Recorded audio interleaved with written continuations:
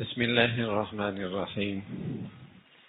الحمدللہ، آج ہماری تلاوت کا آغاز 28ویں پارے سے سورہ مجادلہ ایک خاتون حضرت خولہ رضی اللہ تعالیٰ عنہ اپنے شوہر حضرت اوس بن صامت کی شکایت لے کر حضور علیہ الصلوۃ والسلام کی خدمت میں آئی، اور شکایت کا انداز یوں تھا جیسے جھگڑ رہی ہے۔ تو سورت کا نام ہے سورہ مجادلہ، جھگڑنے والی سورت۔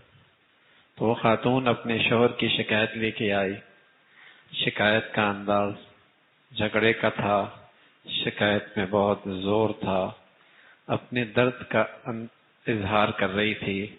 یا رسول اللہ، میں نے اپنا پیٹ اس کے لیے چاک کیا ہے، اس کے بچے مجھ سے ہوئے ہیں، اب اس نے مجھے طلاق دے دی ہے، اور یہ بچوں اگر میں اس کے حوالے کر دوں ضائع کر دے گا، میرے پاس رہیں گے کہاں سے کھائیں گے؟ کچھ ان انداز سے بات کر رہی تھی۔ ہوا یوں کہ ان کے شوہر نے انہیں یوں کہہ دیا، تم میری ماں کی طرح ہو۔ زمانہ جاہلیت میں اس قسم کے الفاظ عورت اپنے شوہر پر ہمیشہ کے لیے حرام ہو جاتی تھی۔ تو اس نے یہ کہہ دیا، یا رسول اللہ، اب میں کدھر جاؤں؟ حضرت عائشہ فرماتی ہیں کہ اللہ کے نبی سے بات کر رہی تھی، اس کی آواز میں بھی نہیں سن پائی۔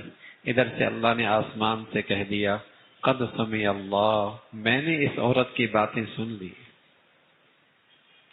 میں نے اس کی شکایات سن لی ہیں، اور قرآن کی طرف سے ہدایات آ گئیں۔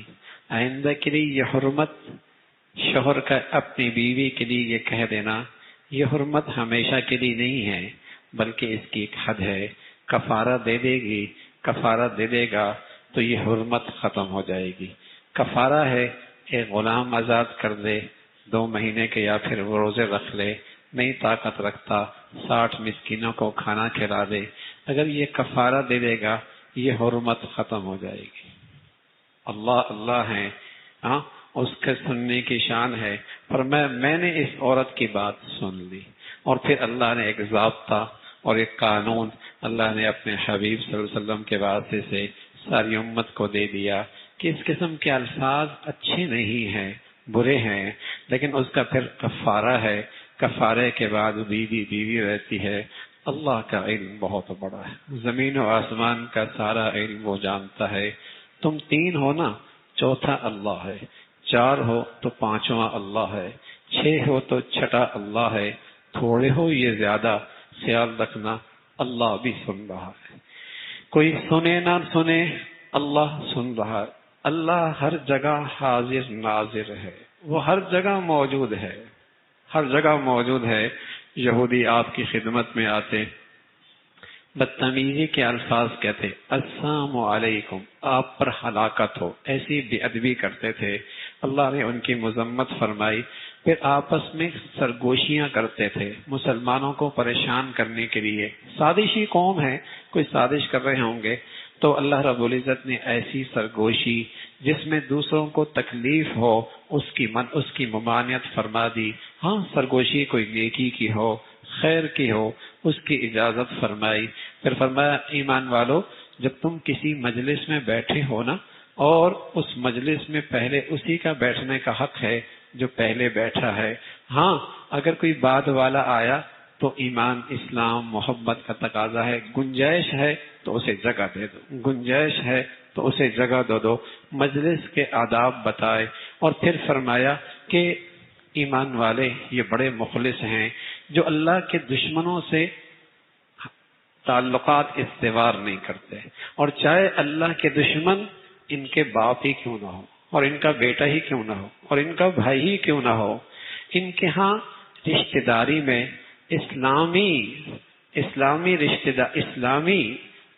اسلامی اخوت کا بڑا خیال رکھا جاتا ہے، اور محض قومیت کی بنیاد پر، نسب کی بنیاد پر، برادری کی بنیاد پر اللہ کے دشمنوں سے تعلقات استوار نہیں کیے جاتے۔ مسلمان تو اسلام کو اپنی رشتہ داری میں بھی ملحوظ رکھتا ہے. فرمایا ان کے اپنے رشتہ دار ہیں لیکن چونکہ اللہ کے نہیں رہے اور اللہ کے دشمنوں کے صف میں کھڑے ہیں تو یہ ان سے بھی تعلق نہیں رکھتے. اللہ نے فرمایا یہ کمال درجے کا ایمان ہے اور میں ان سے راضی ہو گیا ہوں اور ان کے لیے جنت ٹھکانہ ہے اور یہ میری جماعت میں. اللہ کہتا ہے حزب اللہ، یہ اللہ کی جماعت میں شامل ہیں.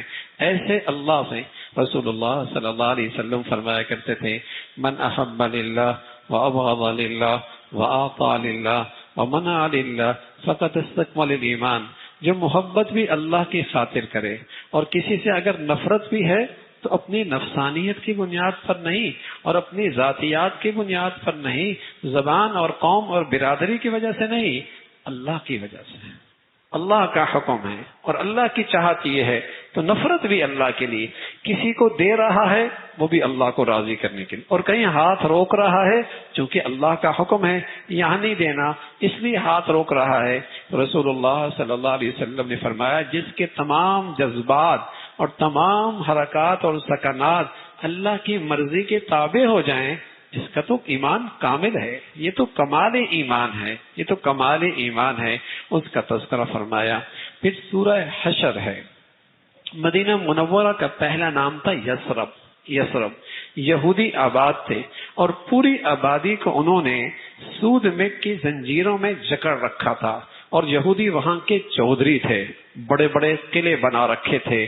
سودی نظام پوری سوسائٹی کے اندر رائج تھا اور ہر ایک کو اپنا مقروض بنا کے ماتحت بنایا ہوا تھا. کبھی انہیں خیال بھی نہیں تھا کہ ہمیں بھی یہاں سے نکال دیا جائے گا اور ذلت اور رسوائی ہماری مقدر ہو جائے گی. اللہ نے اس کا تذکرہ فرمایا.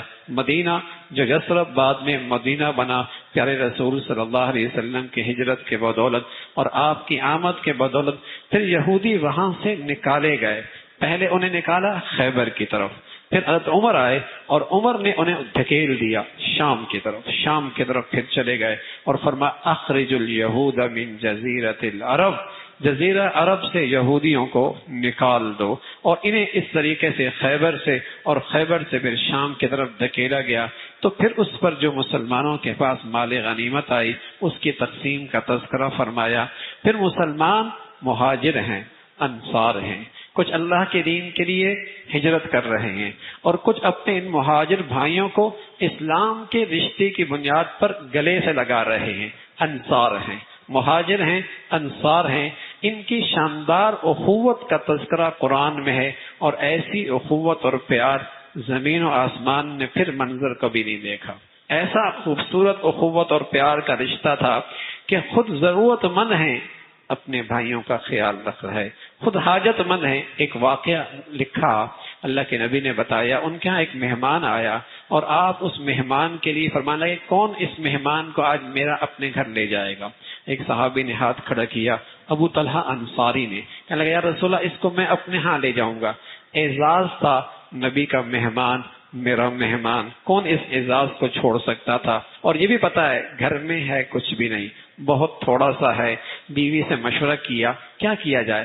بچوں کو سلا دیتے ہیں، تم بھی آرام کر لینا، میں ساتھ بیٹھ جاؤں گا، ہاتھ ہلاتا رہوں گا، کسی بہانے سے چراغ بجھا دیں گے تاکہ کم از کم مہمان کا پیٹ تو بھر جائے، کم از کم مہمان کا پیٹ تو بھر جائے. یہ بھی کبھی مسلمان ہی ہوا کرتے، کبھی مسلمانوں میں مسلمانیت کے یہ تازگی اور بہار بھی ہوا کرتے تھے. جب یہ رات اس گھر میں یہ منظر ہوا، صبح یہ صحابی آئے، کہا یا رسول آئے، کہنے لگے اللہ کے نبی فرمایا ابو طلحہ کیا کیا تم نے رات کو؟ کہا یا رسول اللہ کچھ نہیں، کوئی خاص تو نہیں کیا، میرے گھر میں تو کھائی کچھ نہیں، تھوڑا سا اکرام، تھوڑی سی اسے عزت دے دی. فرمایا تیرے حق میں اللہ نے آسمان سے قرآن کی آیتیں اتار دی، قرآن کی آیتیں اتار دی. والذین یؤثرون علی انفسہم ولو کان بہم خصاصہ، اپنے بھائیوں کو ترجیح دیتے ہیں اگرچہ خود ضرورت مند ہیں. ہاں ہم اگرچہ خود ضرورت مند ہیں.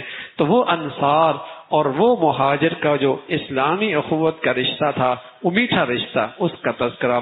پھر ایمان والے کی شان ہے جب وہ اپنے لیے دعا کرتا ہے تمام ایمان والوں کے لیے بھی دعا کرتا ہے، جو زندہ ہیں یا دنیا سے ایمان والے جا چکے ہیں ان سب کے لیے ایمان والا دعائیں کرتا ہے. اور ہمیشہ یہ دعا کرتا ہے اللہ میرے دل میں کسی ایمان والے کے لیے کجی نہ رہنے دینا، کھوٹ نہ رہنے دینا، اور کسی اس مسلمان اور ایمان والے کے لیے میرے دل میں برائی نہ ہو۔ یہ مسلمانوں کی دعا کا تذکرہ فرمایا۔ پھر اللہ نے اہل ایمان سے کہا اللہ سے ڈرتے رہو، ایک دن آنے والا ہے، ایک دن آنے والا ہے، اس دن سے پہلے اپنے اللہ کو راضی کر لو۔ پھر قرآن کی عظمت کا تذکرہ، اس کی تاثیر کا تو یہ عالم ہے کہ پہاڑوں پہ اترے تو پہاڑ بھی ریزہ ریزہ ہو جائیں۔ اللہ ہمیں بھی ایسا دل نصیب فرما دے کہ ہم بھی قرآن کا اثر لینے والے بنے، ہم بھی قرآن کا اثر لینے والے بنے۔ پھر اللہ کی خاص صفات کا تذکرہ ہے، ملک ہے، مومن ہے، وہ مہیمن ہے، وہ عزیز ہے، وہ جبار ہے۔ یہ اللہ کی خاص صفات ہیں۔ جو آدمی جس قدر اللہ کی صفات کو اپنے دعاؤں میں شامل کرتا ہے، اتنی اس کی دعا وزنی ہو جاتی ہے اور قبولیت کے زیادہ قریب ہو جاتی ہے۔ پھر سورہ ممتحنہ ہے، ہوا یہ کہ ایک صحابی ابو حاتب ابن ابی بلتہ رضی اللہ تعالی، مخلص صحابی ہیں، بدری صحابی ہیں، اللہ کے نبی صلی اللہ علیہ وسلم خفیہ طور پہ مشورہ کر رہے کہ ہم نے مکہ جانا ہے، مکہ جانا ہے۔ اس صحابی کے کچھ رشتہ دار مکہ میں رہتے تھے، اور اس خیال سے کہ ان کی ہمدردی مشرکین کی لے لی جائے، مکہ والوں کی، تاکہ میرے رشتہ دار ان کے شر سے محفوظ رہیں، تو اس خیال سے آپ نے یہ راز افشا کر دیا اور اس دیانت میں خیانت کر دی، اور ایک خط لکھا اور بتایا کہ حضور علیہ الصلوۃ والسلام آنے والے ہیں۔ ادھر اللہ کے نبی کو وحی آ گئی اور وہ خط پکڑا گیا، اور صحابی کو بلایا، اس مسلمان کو بلایا، شرمندگی ہوئی، توبہ ہوئی۔ پھر اللہ رب العزت نے ہدایت دی، ایمان والو، جو میرا دشمن ہے وہ تمہارے دشمن ہے، جو میرے خیر خواہ نہیں وہ تمہارے کیسے خیر خواہ ہو سکتے ہیں؟ تمہارے سامنے حضرت ابراہیم کا واقعہ اور قصہ سامنے نہیں ہے، کس طرح سارے مشرکوں سے برات کا اعلان کیا، اپنے گھر کا باپ کافر تھا، کس طرح اس سے بیزاری کا اعلان کیا۔ اس لیے اللہ کے سہارے پہ جیو اور اللہ رب العزت سے مدد مانگو، اور کسی جو تمہارا اللہ کا ہمدرد، اللہ کا وفادار نہیں، وہ تمہارا وفادار اور خیر خواہ کیسے ہو سکتا ہے؟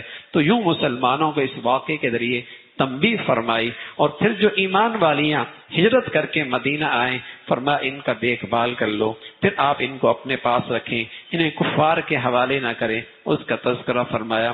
پھر سورہ صف ہے، قرآن کی عظمت کا تذکرہ، اور وہ ایمان والے جو صف بستہ اور سیسہ پلائی دیوار کی طرح کفر کے مقابلے میں کھڑے ہوتے ہیں، اللہ ان سے بڑی محبت فرماتے ہیں۔ پھر حضرت عیسیٰ علیہ السلام کا خاص طور پہ تذکرہ، انہوں نے احمد محمد الرسول اللہ کا ایک نام ہے، انہوں نے بشارت دی کہ ایک نبی آئیں گے جن کا نام احمد ہوگا، اور دنیا میں اس کا دین غالب ہوگا۔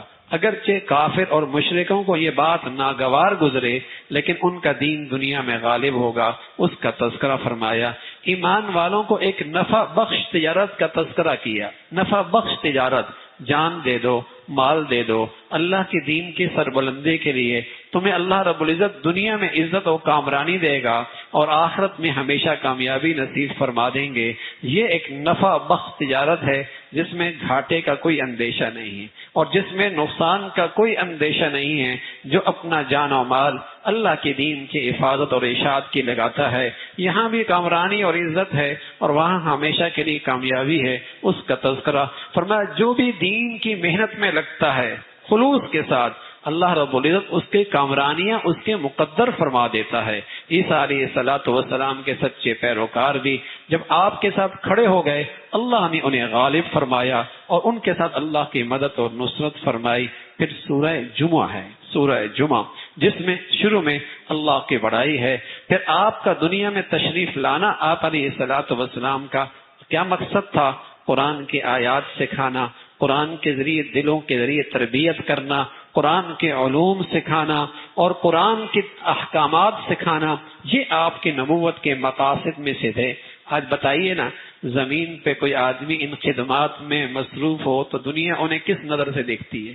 کبھی اس نظر سے بھی دیکھتی ہے کہ یہ نبی کام کر رہا، اور کائنات میں سب سے معزز شخصیت نبی ہے، اور نبی کے کام بھی کائنات میں سب سے زیادہ معزز ہیں، سب سے نبی خود معزز ہے، اور نبی نے جو کام کیا ہے وہ سب سے زیادہ عظیم کام ہے۔ اللہ اخلاص نصیب فرما دے. ورنہ جو ان کاموں میں مشغول ہے اللہ کو راضی کرنے کے لیے، واقعی وہ نبی کا نائب ہے، اس کو اللہ رب العزت نے نبی کی نیابت کا مرتبہ دیا ہے. لیکن اللہ ہمیں اخلاص نصیب فرما دے، اپنی رضا نصیب فرما دے.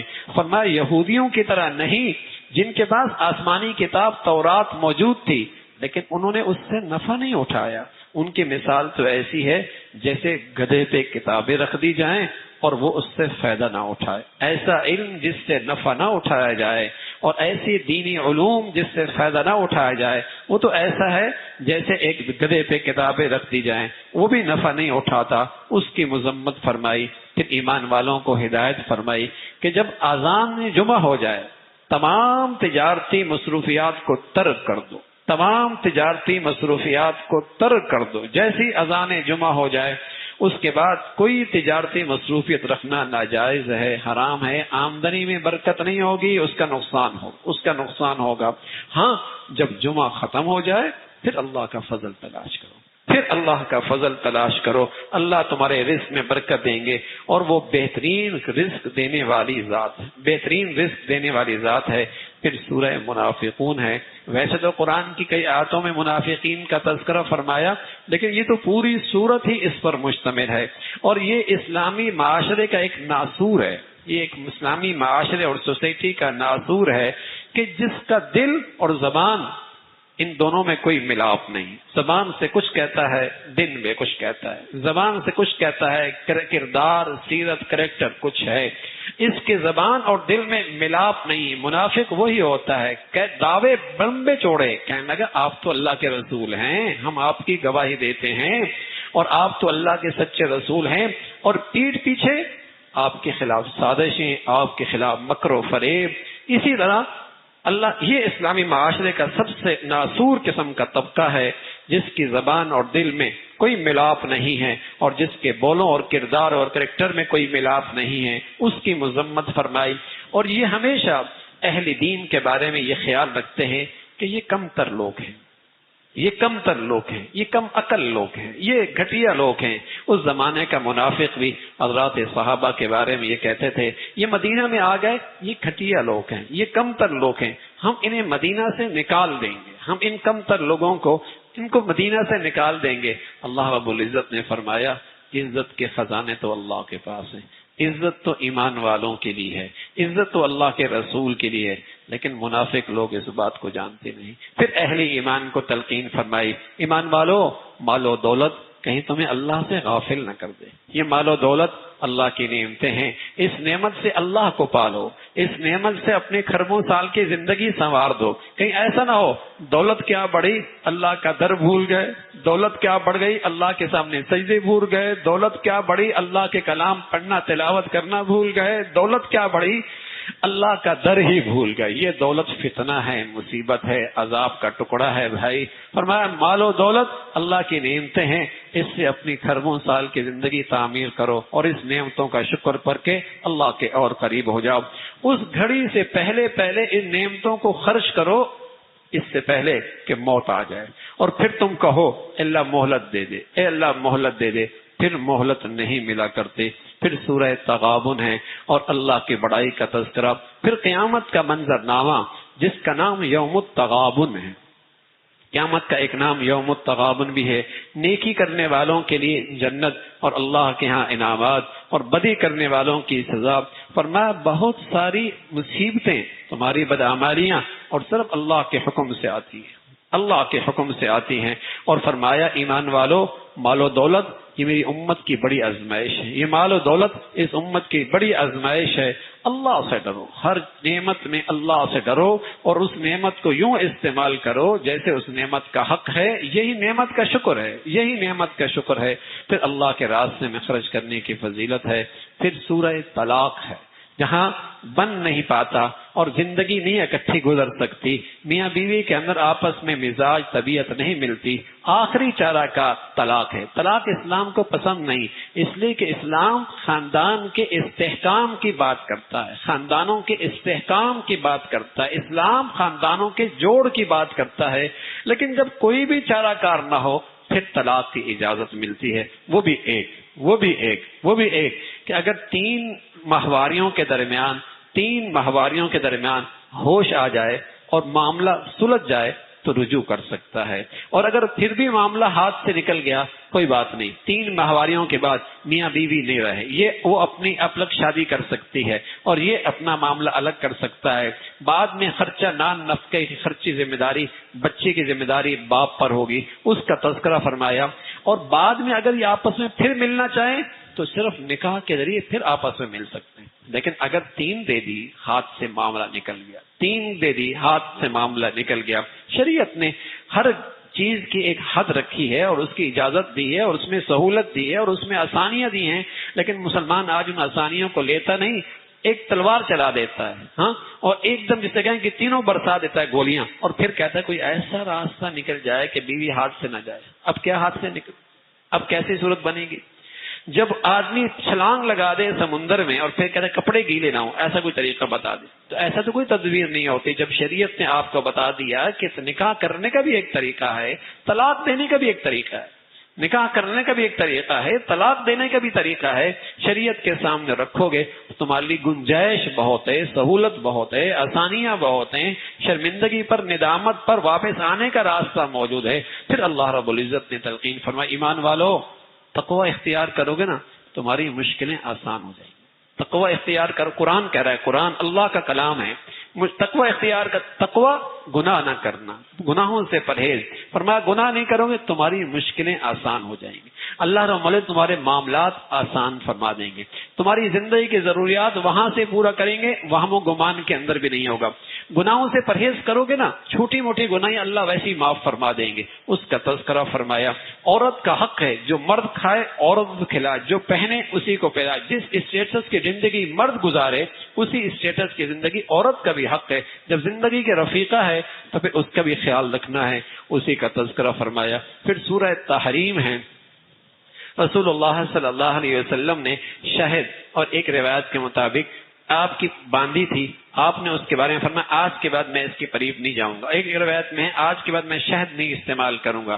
تو اللہ رب العزت نے محبت بھرا انداز سے، شفقت بھرے انداز سے تعلیم فرمائی، تربیت فرمائی، جس کو ہم حلال کر دیں آپ کیسے حرام کہہ سکتے ہیں، جس کو ہم حلال کہیں آپ کیسے حرام کر سکتے ہیں، اس کا تذکرہ فرمایا۔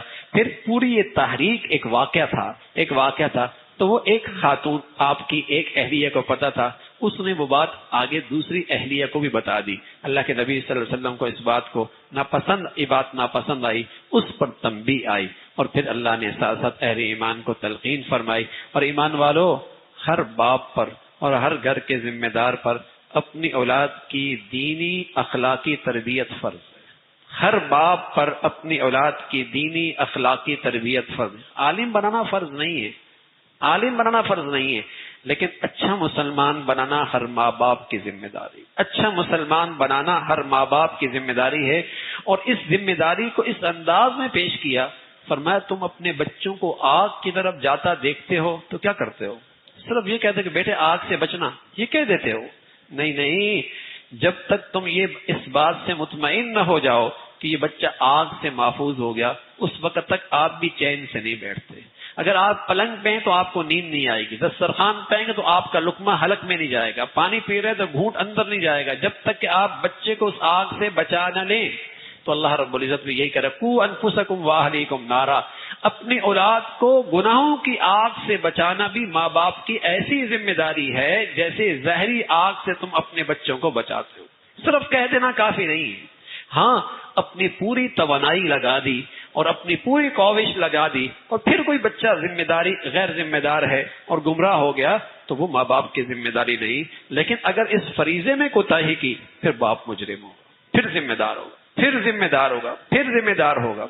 میرا بیٹا اچھا کھائے، اچھا پہنے اور اچھی رہائش اختیار کرے، اچھی اس کی ضروریات پوری ہوں، الحمدللہ یہ ماں باپ کو فکر ہوتی اور ہونی بھی چاہیے۔ لیکن میرے عزیزو، کھربوں سال کی زندگی بھی تو اچھا کھا لے بھائی، اچھا پہن لے، اچھی زندگی ہو جائے، اس دور اندیشی کا بھی تو مظاہرہ کریں، اپنی اولاد کے ساتھ پوری خیر خواہی کریں، اپنی اولاد کے ساتھ پوری ہمدردی کریں، اپنی اولاد کے ساتھ تربیت میں دور اندیشی سے کام لے، اس کا تذکرہ فرمایا۔ ایمان والو، اپنی اولاد کو، اپنے گھر والوں کو آگ سے بچاؤ، اور پھر فرمایا ایمان والو توبہ کرو گے نا اللہ سب معاف فرما دے گا. سبحان اللہ. توبو توبۃ نصوحا, سچی توبہ کرو. سچی توبہ کیا ہوتا ہے؟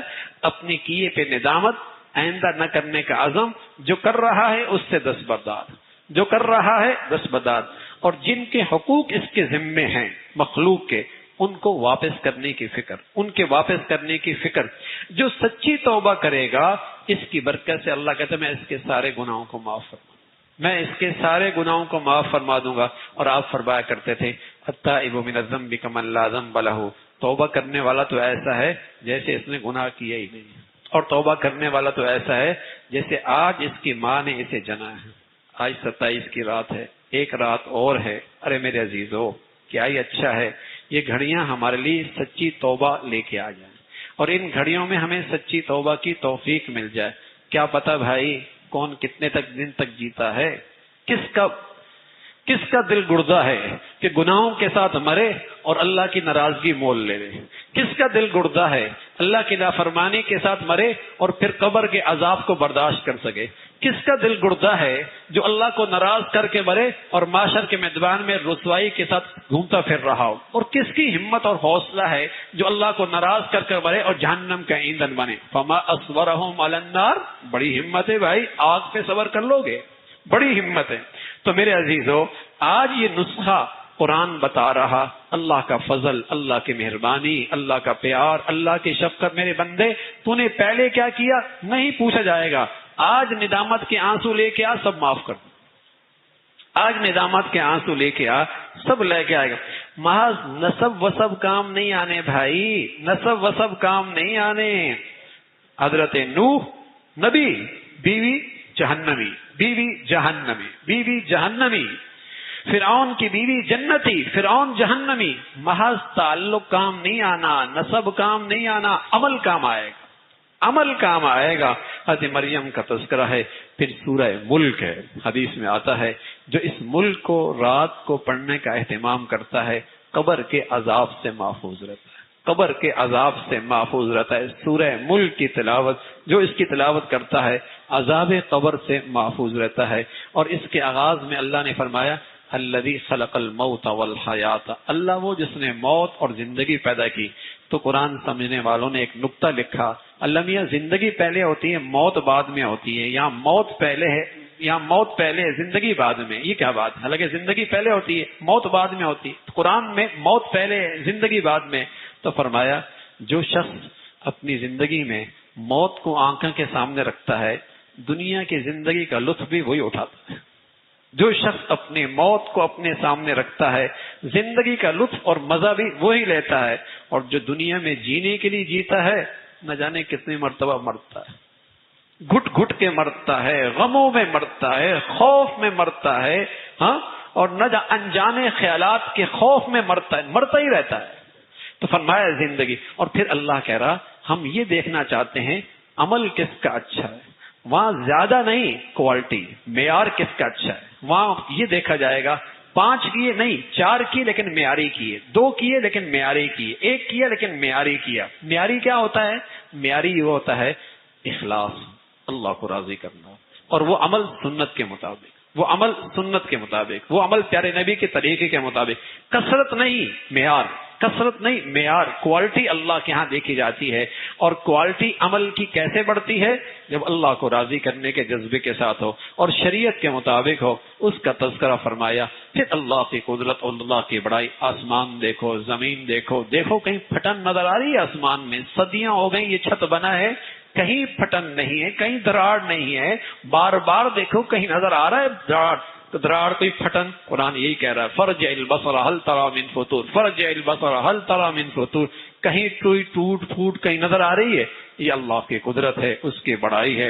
اور اللہ نے تمہیں کیسی کیسی آنکھیں, سمع, بصر, یہ ساری نعمتیں دی ہیں, لیکن بہت کم ہیں جو اللہ کا شکر بجا لاتے ہیں اور ان نعمتوں کو یوں استعمال کرتے ہیں جیسے اللہ کی چاہتے.